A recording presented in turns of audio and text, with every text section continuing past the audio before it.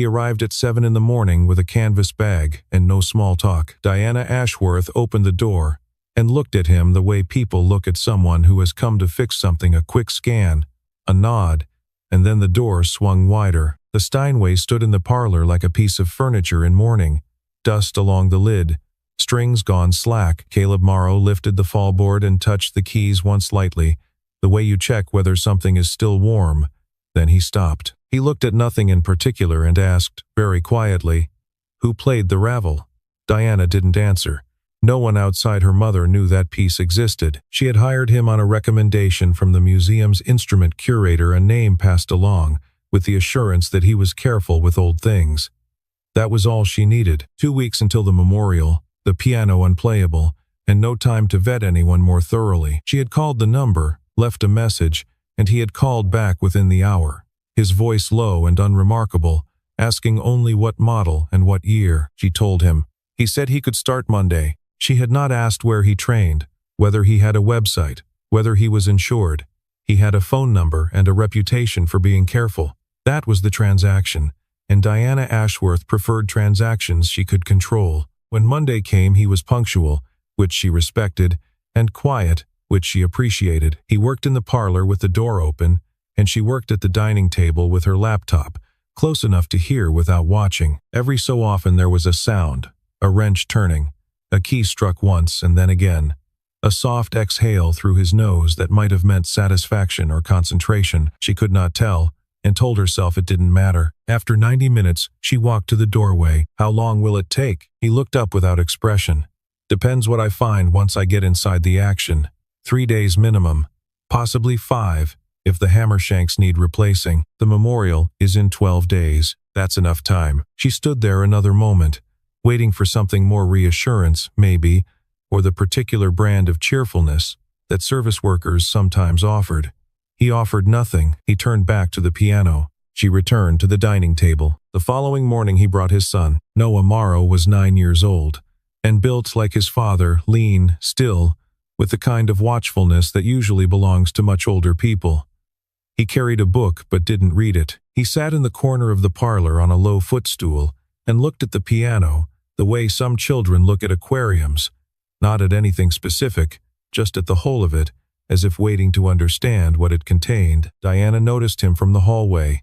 She didn't ask. The boy was quiet and took up very little space, and she had learned early in life that the most efficient response to the presence of children was simply to work around them. At midday, she found the sheet music. Caleb had removed the top panel and set it against the wall, and in the process, something had come free from where it had been wedged between the panel and the frame, a single folded page, handwritten in pencil, the paper gone soft with age. She picked it up. "Pavane pour un infante de font." The notes were transcribed carefully, every dynamic marking included, the handwriting neither masculine nor feminine but precise and small. No name, no date. She held it for a long moment. The paper was delicate enough that she was afraid to unfold it further, so she just read what she could see, the title at the top. The first few bars. She didn't read music, but she recognized the piece. She had heard it, or something like it, humming through the old speakers of her mother's radio on Sunday mornings, and the memory arrived without warning and sat in her chest with unexpected weight. Caleb came back into the room, saw what she was holding, and looked at it without reaching for it. Something moved across his face, brief and unreadable. Not surprise, not recognition exactly, something more contained than either. Then he took a clean cloth from his bag and wiped his hands and said, "Where do you want me to set the panel?" "Against the far wall," she said. He moved past her. She put the sheet music on the piano bench and watched him work and said nothing else. She came home early on Wednesday because a meeting had ended ahead of schedule, and she heard the music before she reached the front door. It stopped her on the porch. One hand on the door handle, not turning it. The sound came through the old glass and old wood, with a clarity that had no business existing, every note landing exactly where it was meant to land. The rhythm neither rushed nor prolonged, just exact, the way certain things are exact when someone has learned them deeply enough that they no longer have to think about what comes next. She stood there long enough that the passage completed itself, long enough that she became aware of her own breathing. Then she opened the door. He heard her in the hallway and stopped. By the time she reached the parlor, He was sitting with his hands in his lap and the fallboard back down, and he looked at her with an expression that was not quite apology and not quite explanation, but something in between that she didn't have a word for. The room was very quiet. She thought of saying something and decided against it. "I'll be done with the action regulation by tomorrow," he said. "All right," she said. That was the entire conversation. She made dinner. She fed herself standing at the counter, looking at the closed parlor door, and then she sat down at her laptop and typed his name into a search bar, not because she had planned to, but because the sound of that playing was still somewhere in the room, and she needed to understand what she had heard. Caleb Morrow, piano soloist, Leeds International Piano Competition, first prize 2013, Carnegie Hall debut 2015. The review called him a pianist of uncommon stillness. Berlin Philharmonic engagement, 2021, cancelled.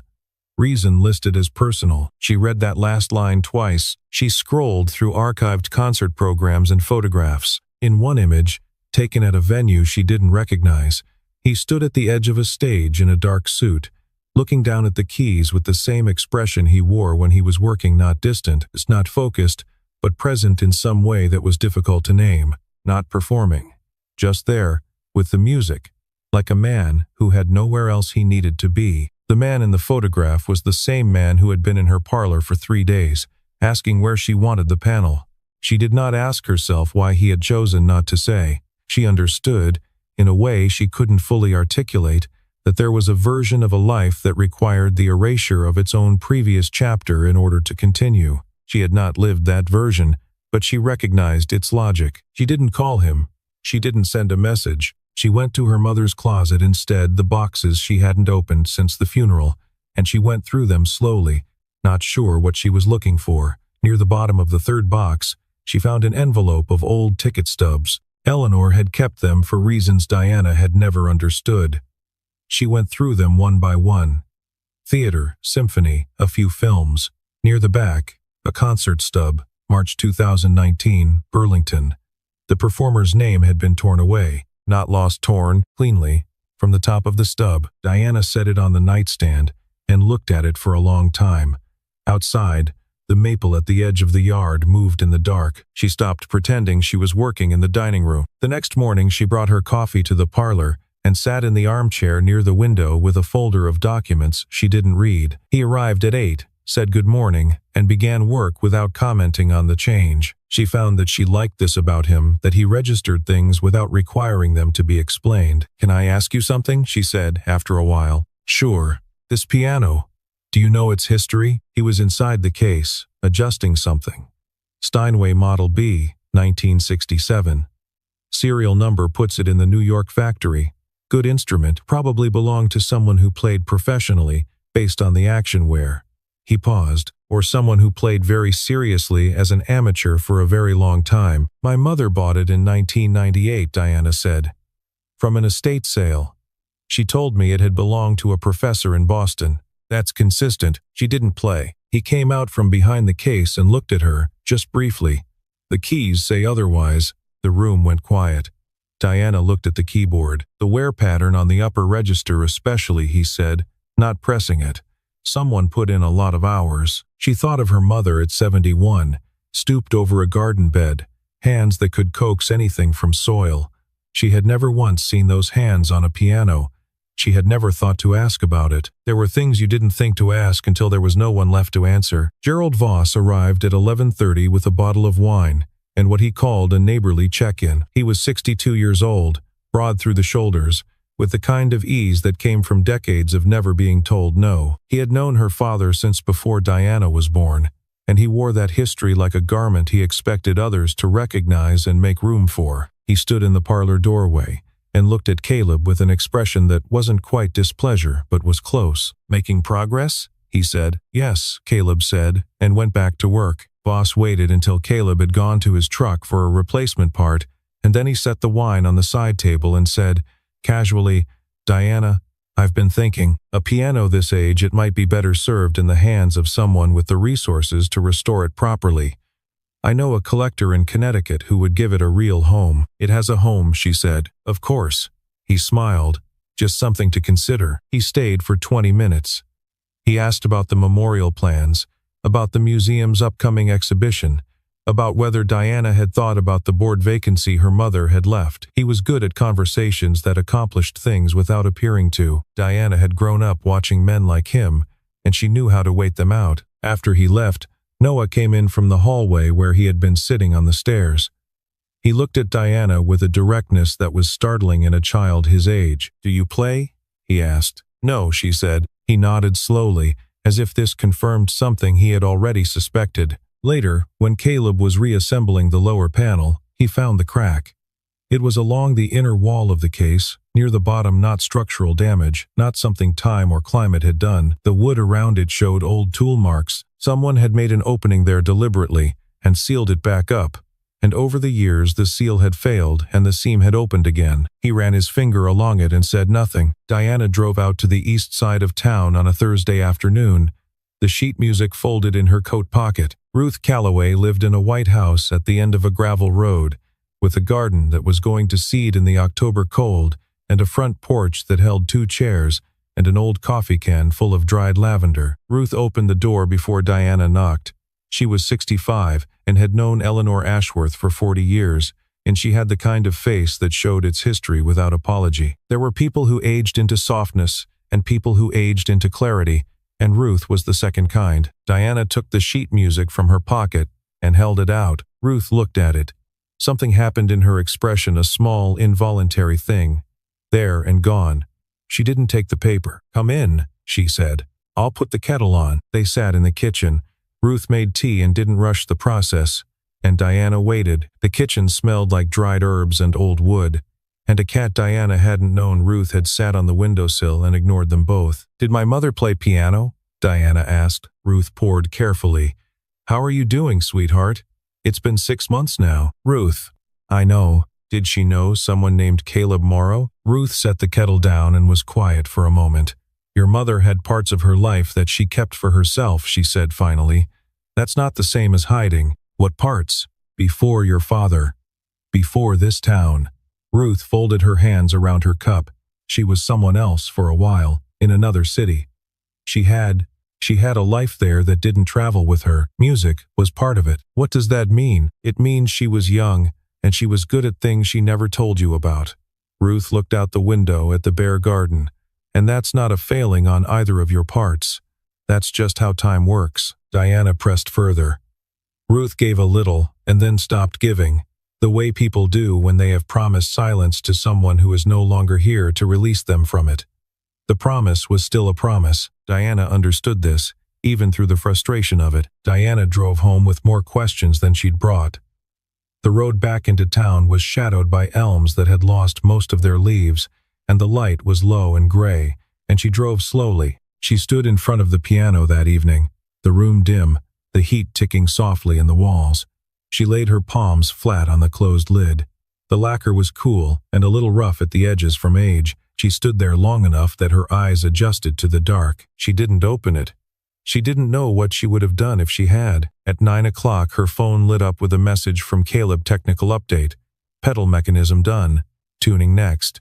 She wrote back, "Good." Then she looked at the message for a moment, and before she could talk herself out of it, she typed, "Do you remember the first time you heard the Ravel?" She put the phone on the nightstand and turned off the lamp. She was asleep before he answered. The appraisal documents arrived at the museum in a large envelope with Gerald Voss's law firm's return address. Diana opened them at her desk on Friday morning and found a formal offer letter, a provenance summary for the piano, and a 6-page valuation that put the instrument at significantly more than she had imagined. The number was not what stopped her. It was the collector's letter, clipped to the back 3 paragraphs of effusive praise for the instrument's history, and a sentence near the end.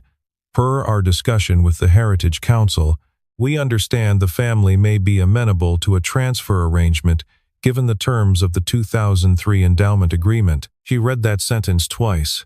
Then she read it a third time. She walked to the museum's archive room and spent an hour going through the endowment files for the Voss family's 20-year gift history. She didn't find what she was looking for that day, but she found enough threads to know something was there. She found the 2003 agreement itself, 17 pages, dense and dry, with subsections that required careful reading. She marked the pages she'd need to return to and put it all in a folder and brought it home. She would read the rest that evening, after dinner, with a cup of coffee and the kind of attention she usually reserved for contracts she was about to sign. That afternoon, Caleb finished the main repair work. He tested the piano for 40-minute scales, arpeggios, long passages Diana didn't recognize, and then he sat back and said, "She's done. The regulation is set. Tuning will need to settle for a day or two, but she's playable." Diana came in from the hallway. "Will you play something?" He looked at her. "Not for any reason," she said. I'd like to hear what it sounds like when it's right." He sat at the bench, and she sat on the settee near the window, and he played the gymnopédie. The first one, Sadie, slow and deliberate and somehow both lonely and peaceful at the same time. Diana sat with her hands in her lap and did not move. She had not allowed herself to feel anything she couldn't name in 6 months. This feeling had no name. She looked at him while he played his profile, his hands, the slight forward tilt of his head, and she let it happen anyway. When he finished, the last note lingered longer than it should have in the old room. Neither of them spoke for a moment. Then Noah came in from the hallway, holding something carefully between 2 hands. He crossed the room and held it out to Diana. It was a photograph. Black and white, slightly bent at one corner. A young woman sitting at a piano, her back half turned to the camera, her face in 3/4 profile, the angle of her chin, the way her right shoulder sat. Diana knew her immediately. She turned the photograph over. The handwriting on the back was small and slanted. Burlington, 1989. For the music, and for what comes after. No signature. She sat there holding it, and the room was very quiet, and Caleb watched her face and said nothing. Diana went back to Ruth's house on Saturday morning. She didn't call ahead. She drove the 20 minutes in silence and knocked on the door, and when Ruth opened it, Diana held up the photograph without saying a word. Ruth looked at it for a long time. Then she stepped back from the door. They sat at the same kitchen table. This time Ruth didn't make tea. "She taught piano," Ruth said, "before she met your father, before any of this." Diana waited. Burlington. She had a studio in her apartment, just a small upright, but she had 7 or 8 students. This was 1988, 89, 90. She was very good, better than she ever let on to any of us here. And Caleb Morrow? Ruth was quiet for a moment. One of her students. He was 10 when he started with her. She taught him for 3 years. Ruth looked at the photograph, which was still lying on the table between them. She used to talk about him, back then, said she'd never taught anyone who heard music the way he did. That he didn't just learn notes, he understood what the notes were trying to say. A pause. She gave him that Ravel piece, said it wasn't in any curriculum. She just heard him play one day, and knew that was the piece he needed. Diana's throat was dry. She went to Burlington in March of 2019, Ruth said. She didn't tell anyone why. She went alone and came back the next day, and she didn't say much about it, but I could see it in her. Something had happened. Something good. Ruth's hands tightened together on the table. She had seen him perform.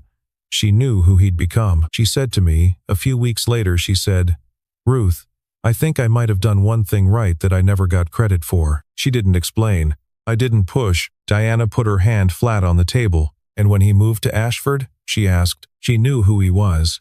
She saw his name on the permit when he opened his workshop. Ruth exhaled slowly. The museum referral, that was her. She called in a favor from your curator about a month before she got sick. Said the piano needed work, and she knew the right person for it. Ruth looked at her directly now. She arranged it. She wanted him to come here. She just didn't live long enough to see it. Diana sat in the car for a long time afterward. She didn't start the engine. The street was quiet. A few leaves moved across the pavement in front of her. She watched them and felt something vast and strange settling in her chest, the way water settles after a stone. When she got home, Caleb was still there, finishing a few last adjustments to the pedal hardware, checking the tuning one final time. He was sitting at the bench with the lid open, not playing, just listening to the vibration after a test chord died away. She stood in the doorway. He didn't look up immediately. When he did, he read something in her face and set the tuning fork on the bench and gave her his full attention. She stood there for a long moment, looking at him. Then she walked into the room. "My mother knew you," Diana said. She said it quietly, sitting across from him in the chair nearest the piano, her hands wrapped around a cup of coffee that had gone cold. She had not rehearsed how to begin this. She began the only way she knew how, which was at the beginning. Caleb listened without moving. She told him what Ruth had told her, not quickly, not in the way of someone delivering information, but slowly, piece by piece, the way you hand someone something fragile. Burlington, 1988. A boy of 10. 3 years of lessons. The ravel, given without explanation because something was heard in the playing that needed that particular answer. She told him about the 2019 concert, the torn ticket stub. The thing Ruth had said, "I think I might have done one thing right that I never got credit for." When she finished, he sat for a long moment without speaking. His hands rested on his knees. He looked at the keys. "I don't remember her name," he said finally. "I was 10. I called her Miss Eleanor. That's all I had. She moved away one summer, and I started with another teacher the following fall. And He stopped. "I never forgot the ravel, but I lost the name. She kept yours." He looked at her then. "She kept your name," Diana said. "For 30 years. The silence lasted long enough that the house settled once around them. "She taught me that music didn't need to be witnessed to matter," he said. "I forgot that for a few years. After Claire." He paused. "My wife. She died in the winter of 2020. I stopped playing. I moved here because I needed somewhere that had no expectation of me." He looked at his hands. "I don't know why I chose Ashford specifically. I've never been able to explain it to myself." Diana thought of the permit. The timing. Her mother with a phone in her hand, calling in a quiet favor. She thought about what it meant to arrange something you wouldn't live to see. They were still sitting there when Voss arrived. He came without calling, which told Diana everything she needed to know about how he had decided to proceed. He had a man with him she recognized as a junior partner from the Heritage Council's law firm, and he carried a folder the way people carry things when they want you to feel outpaced. "Diana," he said, with a warmth she no longer believed. "I'm sorry to drop by. We've had some movement on the collection matter, and I thought it better to discuss in person." The folder held a copy of an endowment agreement her father had signed in 2003, 17 pages, dense with language about the council's advisory role in managing donated cultural assets. Clause 9, subsection 4, gave the council right of first consultation on any instrument of appraised value above a threshold that the piano now exceeded. "This is a standard protection," Voss said. "No one is forcing anything." "The clause expires," Diana said. He paused. Section 12. The advisory rights sunset after 20 years, if not renewed by mutual agreement. That's October of this year. She set the document on the coffee table between them. "The piano stays." The lawyer said something quietly to Voss. Voss looked at Diana with an expression she had never seen on him before, something between recalibration and the beginnings of respect. Caleb had not moved from his chair near the piano. He hadn't spoken, but he was there, and Voss glanced at him once, and then looked back at Diana, and the air in the room had a different weight. Voss left without the answer he came for. The memorial was held on a Tuesday evening in October. The museum's main gallery had been cleared of its usual arrangement, and the Steinway stood at the center of the room beneath the overhead lights, the lacquer catching the glow. Seasonal flowers on 2 pedestals, 40 or so chairs arranged in loose rows. Diana had not printed a program. She had not listed a performer. She had said, to those who asked, that there would be live music, and she had said it in a tone that made further questions feel unnecessary. The guests arrived in the way that people arrive at memorial events, slowly, in pairs, speaking in the subdued register of shared loss. Gerald Voss came with 3 members of the Heritage Council. Ruth Calloway came alone and took a chair at the far end of the second row. Caleb came in through the side entrance with Noah and found a seat for his son near the back. Then he walked to the piano. No one introduced him. He sat at the bench, adjusted it slightly, and looked across the room at Diana, who was standing near the far wall. She met his eyes. She nodded, once, small. He opened the fallboard. He played the pavane. The first 2 bars were all it took. The room changed. It was not a dramatic change. No one gasped. No one turned, but something in the collective posture of the space shifted, like a field when wind moves through it. People who had been half looking at their programs looked up. People who had been whispering to neighbors went still. Ruth Calloway stood at the side of the gallery with her hands clasped in front of her. Halfway through the piece she began to cry. She didn't hide it. The tears ran down her face and she didn't move to wipe them, and a few people near her noticed, and then looked at Diana, and then looked at the man at the piano, and understood nothing concretely but felt everything correctly. Gerald Voss, who had positioned himself near the exit with the intention of leaving after a polite interval, sat down. He did it in the middle of a passage, without grace, like a man whose legs had decided before his mind did. He sat, and he listened. Diana stood against the wall and watched Caleb's hands.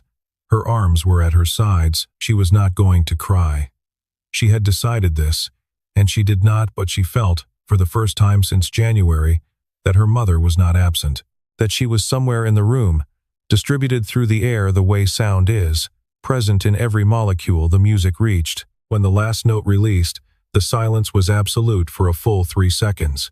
Then it dissolved slowly into the ordinary sounds of a room, returning to itself. Afterward, when most of the guests had gathered near the refreshment table and the chairs had been moved back, Diana found an empty seat on the bench along the wall near the piano. She sat and breathed. The room buzzed softly around her. Noah came and sat beside her. He said nothing. He sat with his hands on his knees and looked at the middle distance, and Diana looked down at him, and then she saw what he was holding, the handwritten sheet music, folded carefully into quarters, held between his palms like something that needed protecting. She didn't ask him how he had it. She sat with him in the quiet, and the gallery carried on around them. By the following week, the town had figured out who had played.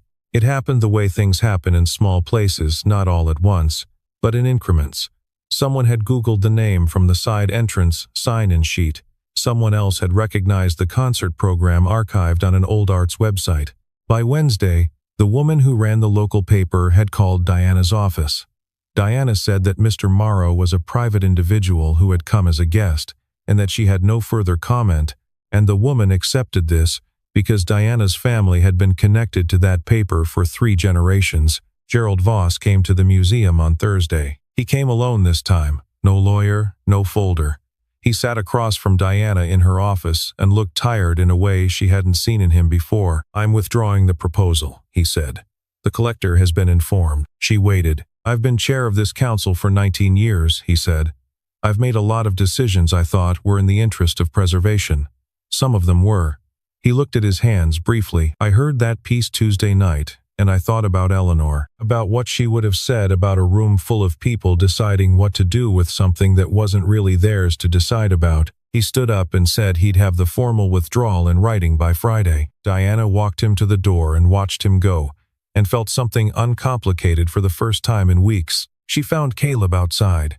He was on the museum's side terrace, which overlooked a maple that had gone entirely gold in the October cold.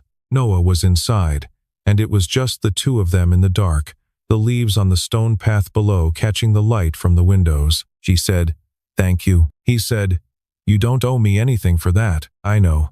I'm saying it anyway." A moment went by. "She never knew I came back to playing," he said. "After Claire died, I stopped for almost 2 years. I started again, slowly, in the year before I moved here. Small things, at home, alone." He looked at the tree. "She never knew, but she taught me the thing that let me start again. She taught me that the playing doesn't have to be witnessed to be real." He paused. "I've never been able to explain to myself why I chose Ashford. Of all the small towns in Vermont, I packed my truck and came here. I don't know why." Diana looked at the dark maple. "I might know why," she said. She didn't say more than that. He didn't ask.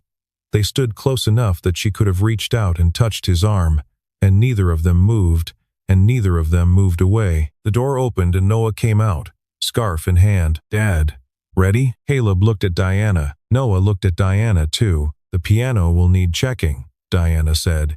"In a few weeks, after the tuning settles completely." Noah looked at his father with an expression that was too knowing for 9. "Okay," Caleb said. He put his hand briefly on Noah's shoulder, and they walked toward the parking lot, and Diana stood on the terrace and watched the maple until the car had gone. He came back on a Thursday morning in early November, and when Diana opened the door he saw immediately that she had placed a printed edition of the Pavane on the music stand above the keyboard. The handwritten original was framed on the wall beside it. She kept her copy, Diana said. I thought she should have it back. He sat at the bench, and she sat beside him, their arms nearly touching, and he showed her where middle C was and told her to find it without looking. She found it on the second try. He spent an hour with her on the first 4 bars, the interval between the first 2 notes, the way the thumb had to stay loose. She was not naturally gifted, and she didn't pretend otherwise, and he didn't praise her when she got it right, because he could tell she didn't want that. He just said, again, and waited. At one point, Noah, who had settled on the footstool with his book, looked up and said, Your wrist is too stiff. Drop it a little. Diana looked at the boy. He taught me, Noah said, returning to his book. She dropped her wrist and played the interval again. It sounded different, rounder, less struck. Better, Caleb said. He left at noon. She practiced alone for 20 minutes after, stumbling through the bars until the notes were in her fingers rather than her head. She came back that evening. The house was settling into the night around her, radiators ticking, the last light dying outside. She opened the score, put her hands on the keys, and counted herself in. The first bars came out slower than they should have been. Her timing was off. The intervals were right, but the weight behind them was wrong, too even, too careful. She played through the errors without stopping, the way he had told her to, and somewhere in the second page, something shifted. Not in her hands. In what she understood the music was for. She thought about her mother in Burlington, alone in the 3rd row, a woman who had built an entire life somewhere far from the things she had once loved, watching a man she had taught at 10 years old fill an auditorium with a sound that had passed through her hands first. She didn't realize she was crying until she felt it on her palms. Not grief, not the flat, heavy kind, the kind of feeling that comes from understanding something you had always carried without words, and finally having the words, and finding that they fit. She played the page to its end. Then she sat in the quiet. A knock at the door. She got up and walked down the hallway and opened it, and Caleb stood on the porch with the look of a man who had forgotten something small. Torque screwdriver, he said. Left it on the bench. The light from inside spilled out around her. The smell of November came in cold air, dry leaves, distant wood smoke. She stepped to one side. He came in. The piano stood in the parlor with its fallboard open, the score on the stand, the framed page on the wall. The lamp made the room amber. For the first time since Eleanor Ashworth had brought that instrument home, the house did not feel like it was waiting for something to end.